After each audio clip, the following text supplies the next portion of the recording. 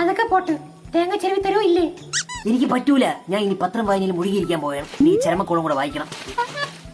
ചരമക്കോളം നോക്കി നോക്കി ഇരിക്കും, ഒരു ദിവസം നിങ്ങളെ പടം അതിനകത്ത് വരും. എടി ഈശ്വര, എന്നെ കാത്തോളേ, ഞാൻ ഒരു തെറ്റും ചെയ്തിട്ടില്ല.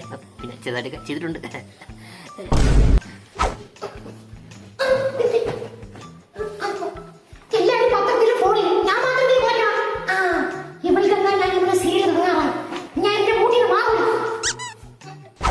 വീടുകളിൽ മോഷണം.